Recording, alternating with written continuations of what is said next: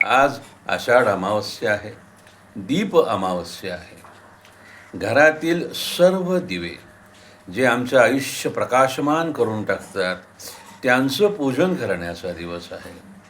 सर्व दिवे बाजूला ठेवलेले, उपयोगात असलेले, झाकून ठेवलेले काढून स्वच्छ करून त्यांचं यथायोग्य पूजन करणे, त्यांच्यासमोर नतमस्तक होणे आणि ह्या दिव्यांच्या प्रकाशामुळं आपलं आयुष्य उजळतं याची जाणीव ठेवणे, ती जाणीव संवर्धित करणे आणि दिवे आपल्याला देत असलेल्या प्रकाशाबद्दल कृतज्ञता व्यक्त करणे आणि आनंद व्यक्त करणे यासाठी आजचा दिवस आहे. आज घरातील लहान लेकरांना औक्षण करण्याचीही पद्धत आहे.